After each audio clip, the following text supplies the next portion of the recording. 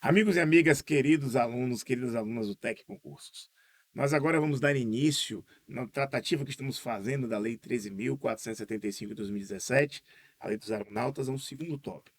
Vamos para o capítulo 2 do regime de trabalho dos aeronautas. Vimos quem são os aeronautas, vimos o que é uma tripulação simples, o que é uma tripulação mínima, o que é uma tripulação composta, o que é uma tripulação de revezamento. Estudamos o sistema de gerenciamento de riscos de fadiga humana, estudamos diversos aspectos essenciais propedêuticos à compreensão da disciplina dos aeronautas.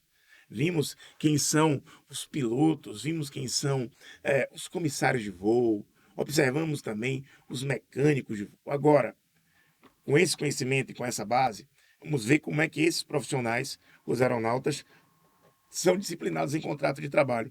Aqui falaremos da remuneração, da jornada, dos ajustes contratuais, da forma do contrato de trabalho dos aeronautas.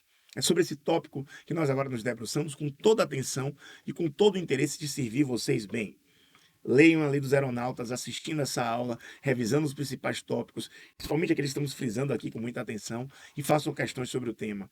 Certamente essa matéria poderá ser bem dominada e poderá gerar um resultado útil a você no concurso que você for prestar, ou até mesmo na vida prática, se pretender de alguma forma utilizar esse conhecimento assim. Vamos lá? Disciplina dos aeronautas, regime de trabalho dos aeronautas, na sua seção primeira, o capítulo 2, sobre isso agora nos debruçamos. Vamos lá. Contrato de trabalho. A gente já sabe que o contrato de trabalho é uma espécie de negócio jurídico. Um negócio jurídico com um agente capaz, um objeto lícito possível, determinado ou determinável, uma forma livre ou não prescrita não defesa em lei, a base do artigo 104 do Código Civil, aplicado subsidiariamente ao direito do trabalho. O contrato de trabalho em si, na CLT, é tratado como um ajuste de vontades expresso ou tácito do qual decorre a relação de emprego. Porém, alguns contratos eles vão exigir forma solene, vão exigir especificidades. E nós vamos ver como é que isso se aplica aqui na disciplina jurídica dos aeronautas. Vamos ver como é que se dá a contratação deles, a sua função remunerada a bordo da aeronave. E nós vamos observar que aqui para os aeronautas existe a necessidade de formalização do contrato de trabalho que vai ser firmado diretamente entre o aeronauta com o operador da aeronave. É o que nos ensina o artigo 20 da lei específica. Acompanhe com a gente. Olha para cá. Artigo 20 da Lei 13.475 de 2017. Diz assim: a função remunerada dos tripulantes a bordo da aeronave deverá obrigatoriamente, por essa palavra,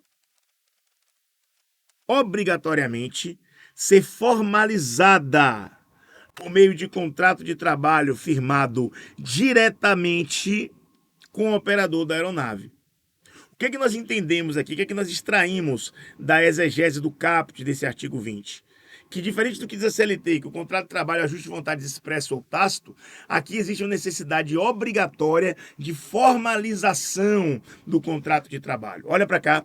O contrato de trabalho dos aeronautas deverá ter forma solene, deve ser formalizado, deve ser colocado na forma escrita, deve respeitar o ad solenitatis.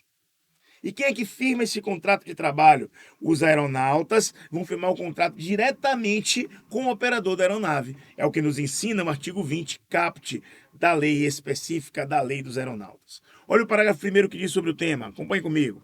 Diz assim: o tripulante de voo ou de cabine, ou seja, o piloto ou o mecânico de voo, de cabine, o comissário de voo, só poderá exercer função remunerada a bordo de aeronave de um operador, a qual não esteja diretamente vinculado por contrato de trabalho, quando o serviço aéreo não constituir finalidade fim. E desde que não por prazo não superior a 30 dias consecutivos, contado da data de início da prestação de serviço. Vamos entender isso aqui com muita atenção, com muita calma. Olha só. O tripulante de voo ou de cabine só poderá exercer função remunerada a bordo de aeronave de um operador, a qual não esteja diretamente vinculado por contrato de trabalho, aí ele vai dizer quando. O que a gente tem que entender aqui? Que o aeronauta, em regra, só vai prestar serviço na condição de empregado. Ponto. Aí, quando é que ele pode prestar serviço a um outro operador de aeronave que não seja o seu empregador, ou seja, que ele não esteja vinculado, ele, ela, o a aeromoça, o piloto, o mecânico de voo, que não esteja vinculado por contrato de trabalho, pode prestar serviço a um outro operador de aeronave? A lei vai dizer que sim, mas vai dizer em quais condições. Olha o que ela diz. Com a primeira condição, quando o serviço aéreo não constituir atividade fim. Anote aí. Pode, vírgula, quando? Ó, quando o serviço aéreo não constituir atividade fim. O serviço aéreo é um meio para a realização do resultado. O objetivo é, digamos, a realização de fotografias num ambiente feita por botânicos, vamos dizer, alto, de árvores. Aí a finalidade em si não é passear de aeronave, a finalidade em si é manter as fotografias, é servir a esse aspecto. Estou dando um exemplo aqui, ilustração criada agora. A finalidade do tripulante de voo não é ser um piloto de avião em tempo geral, mas é tão somente cumprir um desiderato. Ou seja, aquele serviço aéreo ali é um meio para a realização de um fim. E ele diz aqui o segundo requisito. E desde que, por prazo não superior a 30 dias consecutivos da data de início da prestação de serviço. Então é necessário que não seja atividade fim, a atividade do tripulante de aeronave, o tripulante de voo de cabine, e desde que não seja por prazo superior a 30 dias consecutivos, contados a partir da data inicial, a data de início da prestação de serviço. Olha o parágrafo 2º, o que é que nos diz sobre o tema. Diz assim: a prestação de serviço remunerado, ou seja, a linha do contrato de trabalho, conforme prevê o parágrafo 1º deste artigo, não poderá, ele vai dizer o seguinte, ó, ocorrer mais de uma vez ao ano e deverá ser formalizada por escrito, sob pena de presunção de vínculo empregatício do tripulante diretamente com o operador da aeronave. Como assim, Bruno? Olha o que diz o parágrafo 1º, que para prestar o serviço sem ser empregado, eu tenho que prestar esse serviço que não constitui atividade fim e não pode ser por prazo superior a 30 dias consecutivos a partir da data da prestação inicial de serviços. O parágrafo 2º acrescenta o seguinte, atenção, esse serviço que não pode ser atividade fim e que não pode ultrapassar 30 dias consecutivos a partir da data do prazo inicial da prestação de serviço. Esse serviço não pode ocorrer mais de uma vez no ano, está acrescentando exigências. Ó, não pode ocorrer mais de uma vez no ano. Deve ser formalizado por contrato escrito, ou seja, não pode ser um contrato verbal. Se for ajuste verbal, vai cair na relação de emprego. Sob pena de presunção de vínculo empregatício do tripulante diretamente com o operador da aeronave. Bruno, recapitula isso para mim, porque eu quero que fique claro como é que funciona essa questão do vínculo empregatício do contrato de trabalho dos aeronautas.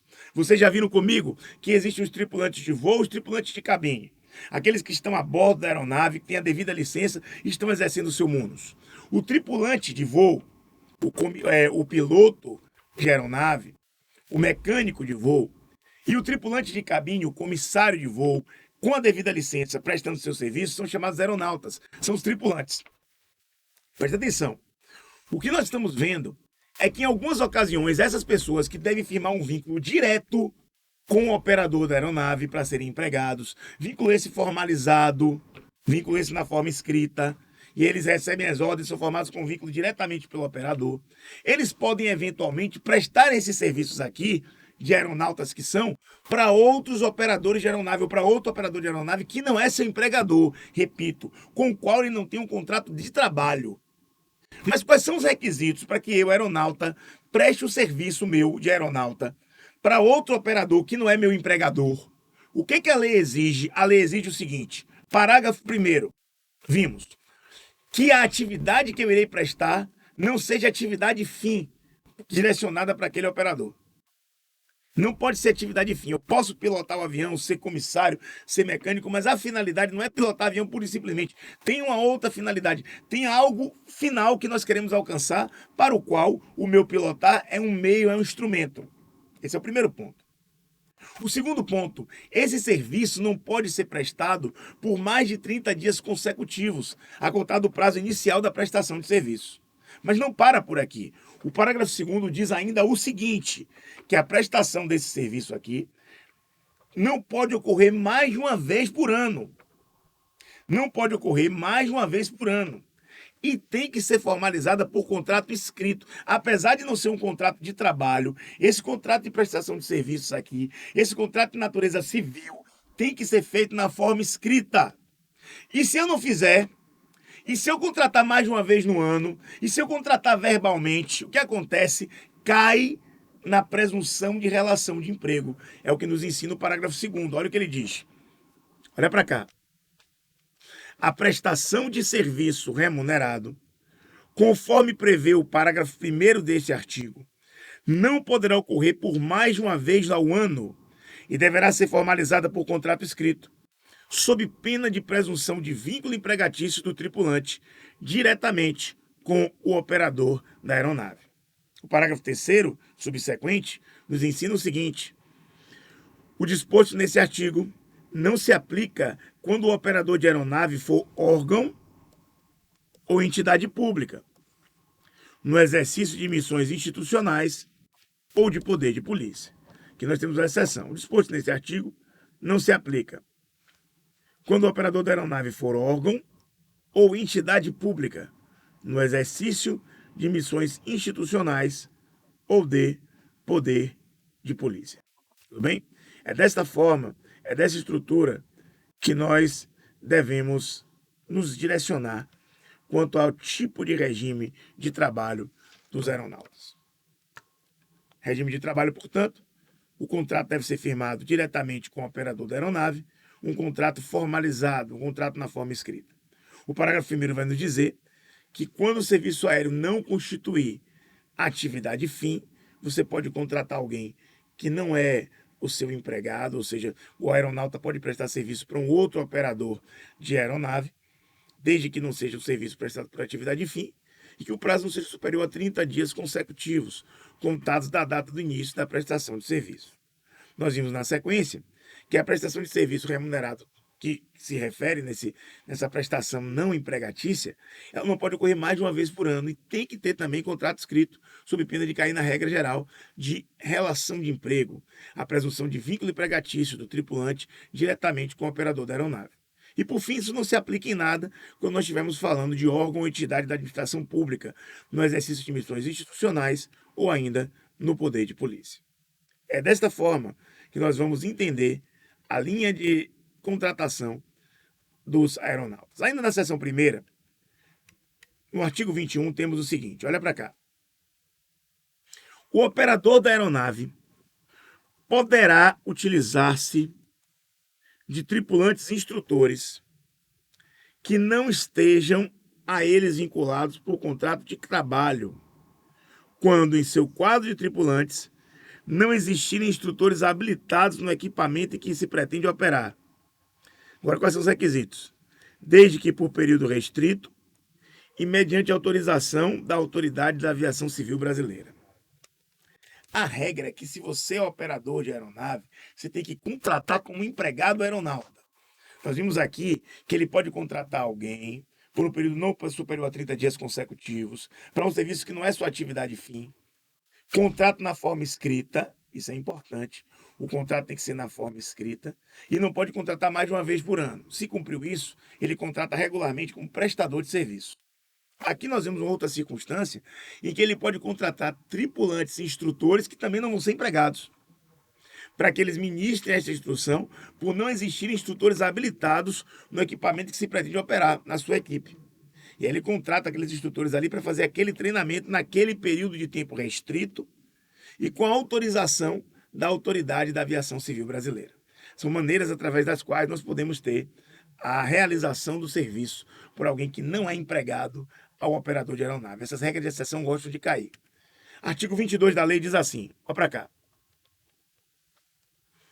O operador de aeronave poderá, por meio de contrato de prestação de serviços, autorizar que seus instrutores ministrem instrução para tripulantes que não estejam a ele vinculados por contrato de trabalho. Agora é diferente. É o operador de aeronave autorizando que seus instrutores ministrem aula para tripulantes que não estejam a ele vinculados por contrato de trabalho, quando os empregadores dos respectivos tripulantes não possuírem equipamentos ou instrutores necessários para específica instrução, desde que por período restrito ao da instrução e mediante autorização da autoridade da aviação civil brasileira. Olha para cá. Se no artigo 21, olha aqui, o operador da aeronave pode se utilizar de um tripulante instrutor. Por quê? Que não está vinculado a ele contrato de trabalho. Porque no seu quadro não tem tripulante habilitado para poder ensinar. Ele pode fazer isso por período restrito e com autorização da autoridade civil brasileira no que pertine à aviação. Mas no artigo posterior, artigo 22, já é diferente. Ele tem quem ensine, tem uma tripulação, mas aquela tripulação não é dele. Aquela tripulação está vinculada a um outro operador de aeronave. Aquela tripulação tem um outro empregador. Porém, aquele outro empregador não tem o pessoal técnico habilitado necessário para treinar, para capacitar. Então, pergunta, esse operador de aeronave poderá, por meio de contrato de prestação de serviço, autorizar que seus instrutores ministrem aula para aquela tripulação? Pode, mas apenas pelo período restrito à instrução e também mediante autorização da autoridade da aviação civil brasileira. Parágrafo único diz assim: este artigo só é aplicável aos operadores de aeronave que realizam serviços aéreos referidos nos incisos 1 e 2 do caput do artigo 5º. Ou seja, não vai se aplicar para quem vai fazer aquele serviço de treinamento e não vai se aplicar também para aqueles que trabalham ligados ao serviço público. Artigo 23 vai começar a falar para a gente da seção 2 desse capítulo 2 do regime de trabalho. Terminamos a seção 1 falando quem é que vai trabalhar, quem é que vai estar no contrato e de que forma a prestação de serviço pode ser feita sem contrato. Agora, uma vez que a gente já sabe isso, vamos nos debruçar, vamos examinar a base contratual dos aeronautas. Qual é a base contratual? Quais são os fundamentos essenciais, os alicerces, para que eu fale do contrato dos aeronautas? Olha para cá. Entende-se por base contratual a matriz ou filial onde o contrato de trabalho do tripulante estiver registrado. Repito. Entende-se por base contratual a matriz ou filial onde o contrato de trabalho do tripulante estiver registrado. Artigo 24 diz assim: resguardados os direitos e as condições previstos nesta lei, os demais direitos, condições de trabalho e obrigações do empregado estarão definidos no contrato de trabalho e poderão ser devidamente regulados em convenção ou acordo coletivo de trabalho, desde que não ultrapassem os parâmetros estabelecidos na regulamentação da autoridade da aviação civil brasileira. Olha que negócio interessante. Olha que coisa legal. Resguardados os direitos e as condições previstas nesta lei, os demais direitos, condições de trabalho e obrigações do empregado, ou seja, garantindo o mínimo previsto em lei. Onde é que vão estar os direitos, as obrigações, a disciplina jurídica do empregado? No contrato de trabalho. E poderão ser devidamente regulados em convenção ou acordo coletivo, desde que não ultrapassem os parâmetros estabelecidos na regulamentação da autoridade civil brasileira. O que está nos dizendo o caput? Que quem vai regular a vida jurídica dos aeronautas inicialmente é a base legal, que é um mínimo necessário, um mínimo de direitos assegurados, mas que o contrato de trabalho pode regular. O contrato de trabalho pode dar mais do que a lei dá. A lei diz que a remuneração vai ser X, o contrato de trabalho pode dizer que vai ser X mais 2. Pode dar a mais, mas não pode o quê? Não pode desconsiderar o mínimo garantido legalmente. É isso que significa dizer resguardados os direitos e condições previstas na lei. A lei estabelece o mínimo existencial para aquela relação. Agora, quem é que vai disciplinar toda a redação, a relação, complementando-se com a lei? O contrato de trabalho. Mas a lei acrescenta dizendo, você pode utilizar também do acordo ou convenção coletiva e disciplinar ainda mais, desde que não ultrapasse os parâmetros estabelecidos, os parâmetros impostos pela autoridade da aviação civil brasileira. Dessa forma que ele nos apresenta o básico, de que maneira se ajusta a base contratual dos aeronautas. Olha para a gente. Artigo 25. Será fornecido pelo empregador transporte gratuito aos tripulantes de voo e de cabine, sempre que se iniciar ou finalizar uma programação de voo em aeroporto situado a mais de 50 km de distância do aeroporto definido como base contratual. Então, digamos que eu tenho aqui uma base contratual, um contrato firmado aqui, no aeroporto de Salvador, Bahia. Só que aí, eu preciso fazer um voo, digamos, e a pessoa está a mais de 50 km de distância do aeroporto definido como base contratual. Está aqui a 51 km de distância. O empregador vai fornecer transporte gratuito aos tripulantes de voo e de cabine, pela distância de mais de 51 quilômetros. Mais de 50 quilômetros, definido aqui na base contratual. Parágrafo 1º. O tempo de deslocamento entre o aeroporto definido como base contratual e o aeroporto designado para o início do voo será computado na jornada de trabalho e não será remunerado. Parágrafo 2º. No caso de viagem que termine em aeroporto diferente do definido como base contratual e situado a mais de 50 km de distância, a jornada de trabalho será encerrada conforme disposto no artigo 35 e o repouso mínimo regulamentar será acrescido de no mínimo 2 horas.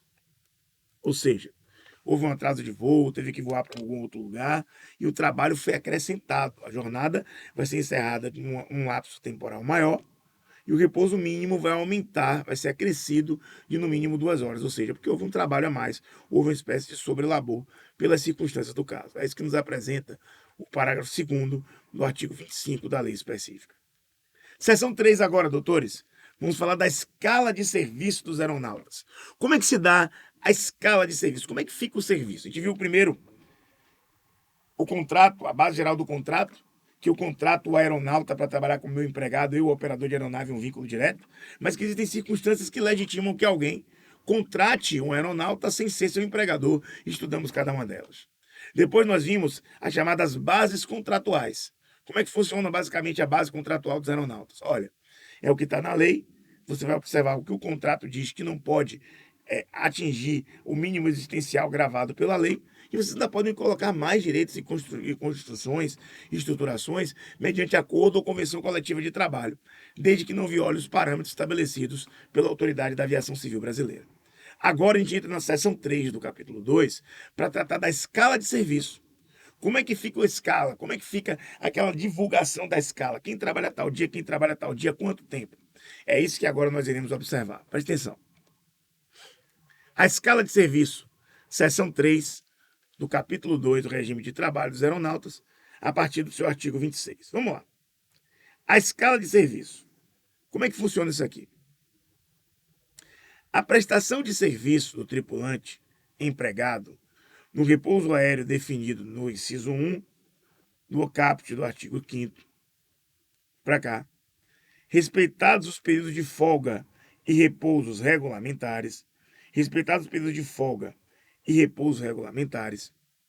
será determinada por meio de... Vamos lá.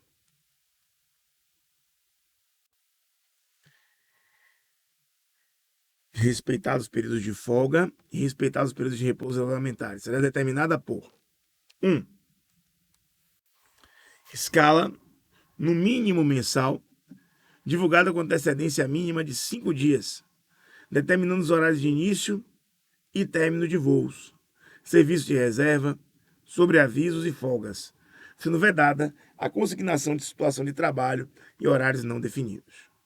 Ou seja, a escala de no mínimo mensal, com antecedência divulgada mínima de 5 dias, determinando os horários de início e término de voo, serviços de reserva, sobreavisos e folgas, sendo vedada a consignação de situações de trabalho e horários não definidos. Tem que estar tudo definido na base da escala. A escala que vai ser direcionada de maneira mensal, com pelo menos 5 dias de antecedência no mínimo, ela tem que dizer como é que vai ser a jornada, a escala de cada um dos aeronautas. Não é feita inicialmente com base em ajustes posteriores. Vai determinar os horários de início dos voos, o horário de término dos voos, os serviços de reserva, quem é que vai ficar de sobreaviso, quem é que vai estar folgando. Toda a escala deve vir regulamentada para o aeronauta com pelo menos 5 dias de antecedência. É desta forma que se estuda a base geral da escala dos aeronautas. Olha para cá. Inciso 2. Escala ou convocação para realização de cursos, reuniões, exames relacionados e treinamento e verificação de proficiência técnica. Veja só, escala ou convocação para realização de cursos, reuniões, exames relacionados a treinamento e verificação de proficiência técnica. Isso aqui ele está em serviço. E quando ele está ali fazendo um curso, uma reunião, um exame relacionado a treinamento e verificação de proficiência, ele está melhorando como funcionário, ele está à disposição do seu empregador. Parágrafo 1º diz assim: em 4 meses do ano, as empresas estão autorizadas, caso julguem necessário, ou seja, é um critério de discricionariedade das empresas, embora exista autorização legal, as empresas estão autorizadas, caso julguem necessário, a divulgar a escala semanal para voos de horário, serviço de reserva, sobreavisos e folga com antecedência mínima de 2 dias para a primeira semana de cada mês e de 7 dias para as semanas subsequentes. Repito, em 4 meses do ano, as empresas serão autorizadas, caso julguem necessário, a divulgar escala semanal para voos de horário. Se ela quiser fazer isso, ela pode fazer. Serviço de reserva, sobreavisos e folga com antecedência mínima de 2 dias para a primeira semana de cada mês e de 7 dias para as semanas subsequentes. Isso aqui é uma facilidade que é dada às empresas para que essa circunstância possa assim se manifestar. Parágrafo 2º. Para voos exclusivamente cargueiros, é autorizada a divulgação de escala semanal para voo de horário, serviço de reserva, sobreavisos e folgas, com antecedência mínima de 2 dias para a primeira semana de cada mês e de 7 dias para as semanas subsequentes. Parágrafo 3º. Os limites previstos no inciso 1 do caput deste artigo poderão ser alterados mediante convenção ou acordo coletivo de trabalho, desde que não ultrapassem os parâmetros estabelecidos na regulação da Autoridade de Aviação Civil Brasileira. Olha que negócio interessante. Os limites estabelecidos no inciso 1 deste artigo, ou seja, essa escala mínima aqui, mensal, com antecedência mínima de 5 dias. Os limites estabelecidos no artigo 1 deste artigo, caput, poderão ser alterados mediante convenção ou acordo coletivo de trabalho, desde que não ultrapassem os parâmetros estabelecidos na regulamentação da Autoridade de Aviação Civil Brasileira. Como assim? Esses limites aqui, de 5 dias, etc., eles podem ser alterados mediante ACT, para 3 dias, para 2 dias, para 10 dias.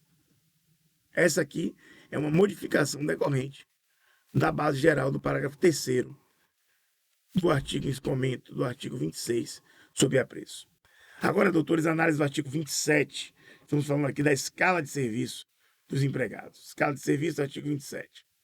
Muito bem. Diz assim: a determinação para a prestação de serviço do tripulante empregado nos serviços aéreos definidos nos incisos 2, 3, 4 e 5 do caput do artigo 5º, respeitados os períodos de folgas e repousos regulamentares, será feita por meio de, ou seja, como é que fica a determinação para a prestação de serviço do tripulante empregado, respeitadas as folgas e os repousos.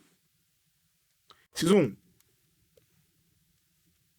Escala no mínimo semanal, divulgada com antecedência mínima de 2 dias. escala no início, no modelo semanal, né? No mínimo semanal, divulgada com antecedência mínima de 2 dias, determinando os horários de início e término de voo, serviços de reserva, sobreavisos e folgas, sendo vedada a consignação de situações de trabalho e horários não definidos. Ou seja, o que a gente tem aqui, gente, é que essa escala pode ser uma divulgação mínima de 2 dias de antecedência, que vai determinar os dias de horário, início e término dos voos, serviços de reserva, sobreaviso e folgas. E é desta forma que nós temos o quê? A vedação à consignação de situação de trabalhos e horários não definidos. Tem que ter uma fixação de horário de trabalho bem definido com base no parâmetro de escala que é mensalmente lançada, malgrado a possibilidade dessas alterações. Inciso 2. Escala ou convocação para a realização de cursos, reuniões, exames relacionados e treinamento e verificação de produção técnica. Detalhe, gente, quem contrata um aeronauta e chama esse aeronauta para fazer um curso, uma convocação, realização de prova, capacitação, está investindo nele para todos os efeitos. E essa escala aqui, ó, inciso 2, ela está mostrando o quê? Cumprimento de um contrato de trabalho, cumprimento de um vínculo de emprego. Parágrafo único. Outros critérios para a determinação da prestação de serviços dos tripulantes poderão ser estabelecidos em acordo ou convenção coletiva de trabalho, desde que não ultrapasse os parâmetros estabelecidos na regulamentação da Autoridade da Aviação Civil Brasileira. O que a gente entende aqui? Para cá. Que esses critérios aqui podem ser também colocados em acordo ou convenção coletiva de forma ampla, mas não pode ultrapassar os parâmetros mínimos estabelecidos pela Autoridade da Aviação Civil Brasileira. É um leque para que, por meio de negociação coletiva, a gente venha flexibilizar as relações de trabalho dos aeronautas. Seria 2 dias para botar 3, não tem problema, desde que não haja uma vedação específica da Autoridade Civil Brasileira. Artigo 28, na seção 3, a escala de serviço. Diz assim: na escala de serviço, deverão ser observados regime de rodízios de tripulantes e turnos compatíveis com saúde, higiene e segurança nacional, segurança de trabalho. Na escala de serviço, deverão ser observados regime de rodízios de tripulantes e turnos compatíveis com a saúde, a higiene e a segurança do trabalho. Parágrafo único. Preste atenção. A programação de rodízios e turnos obedecerá ao princípio da equidade na distribuição entre as diversas tarefas e situações de trabalho, para que não haja discriminação entre os tripulantes com qualificações idênticas, salvo em empresas que adotem critérios específicos estabelecidos em acordo coletivo de trabalho, desde que não ultrapasse os parâmetros estabelecidos na regulamentação da Autoridade da Aviação Civil Brasileira. Vamos ter esse parágrafo único aqui. A programação de rodízios e turnos obedecerá ao princípio da equidade na distribuição entre as diversas situações de trabalho, para que não haja discriminação entre os tripulantes com qualidades idênticas, salvo em empresas que adotem critérios específicos estabelecidos em acordo coletivo de trabalho, desde que não ultrapasse os parâmetros estabelecidos na regulamentação da Autoridade da Aviação Civil Brasileira.